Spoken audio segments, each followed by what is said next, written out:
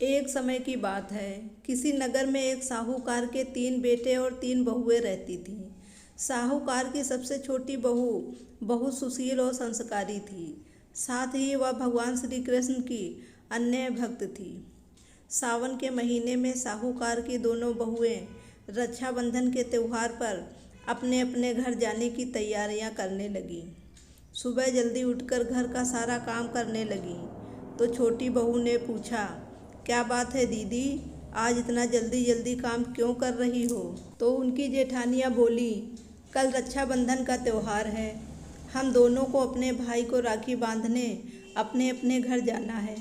तेरा तो कोई भाई है नहीं, तू क्या जाने रक्षाबंधन का महत्व, भाई बहन के रिश्ते का महत्व।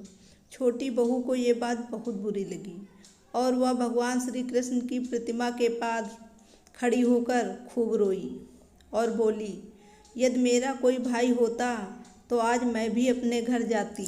अगले दिन रक्षाबंधन का त्योहार था। सुबह सुबह उसके घर उसके दूर के रिश्तेदार का एक भाई आया और आकर साहूकार से बोला, ये मेरी बहन है, मैं इसके दूर के रिश्ते का भाई हूँ और मैं रक्षाबंधन के त्योहार पर इसको अपने घर ले जाने आया हूँ। लेकिन फिर साहूकार का बेटा बोला, लेकिन इसका तो कोई भाई नहीं है, तुम कौन हो? उसके समझाने पर साहूकार और उसका बेटा मान गया और छोटी बहू को उसके साथ भेजने के लिए तैयार हो गए। परंतु छोटी बहू के पति के मन में कुछ शंका थी। वो बोला, आप इसे ले तो जाइए, लेकिन इसे वापस लेने मैं खुद आऊँगा। ऐसा कहकर उसको उसके भाई के साथ भेज दिया। रास्ते में चलते चलते छोटी बहू ने अपने भाई से कहा, भैया तुम इतने सालों तक कहाँ थे और पहले मुझसे रक्षाबंधन पर राखी बंधवाने क्यों नहीं आए? तो उसका भाई बोला, बहन मैं 7 समुंदर पार प्रदेश में कमाने गया था। अब वे दोनों अपने घर पहुँचे तो घर में भाभी ने अपनी ननद का खूब स्वागत किया, खूब आवभगत की। फिर उन्होंने रक्षाबंधन का त्योहार मनाया। ऐसे ही हंसी खुशी समय बीत गया। फिर छोटी बहू का पति उसे लेने उसके घर आया। महल जैसा घर और ऐशो आराम देखकर वो चकित रह गया। भाई और भाभी ने उसकी खूब आवभगत की और अगले दिन सुबह सुबह भाई और भाभी ने उसे उसके घर के लिए रवाना किया। विदा करते समय उसे खूब सोना चांदी हीरे दिए। थोड़ी दूर जाने पर छोटी बहू का पति बोला, अरे मैं गलती से अपना कुर्ता वहीं भूल आया हूँ। तब वह बोली, कोई बात नहीं, आपका कुर्ता तो पुराना था। इतनी दूर वापस जाएंगे तो घर पहुँचते पहुँचते अंधेरा हो जाएगा। लेकिन इसका पति बोला, नहीं, मैं वापस जाकर अपना कुर्ता ले आता हूँ। ऐसा कहकर वो दोनों अपने भाई के घर वापस गए।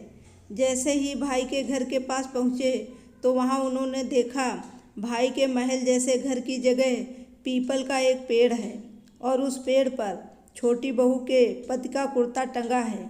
ये देखकर वह नाराज हुआ और अपनी पत्नी से बोला, ये क्या काला जादू है? कौन था वो तेरा भाई बनकर तुझे यहाँ लेकर आया था? मुझे तो शुरू से ही शक था, इसलिए मैं तुझे लेने आया था। बता कौन था वो? ऐसा कहकर वो छोटी बहू को मारने लगा। इतने में तेज प्रकाश के साथ भगवान श्री कृष्ण वहाँ स्वयं प्रकट हुए और बोले, मत मारो इसे, ये मेरी बहन है।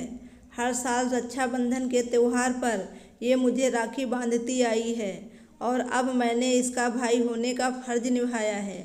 इसे मैंने अपनी बहन माना है।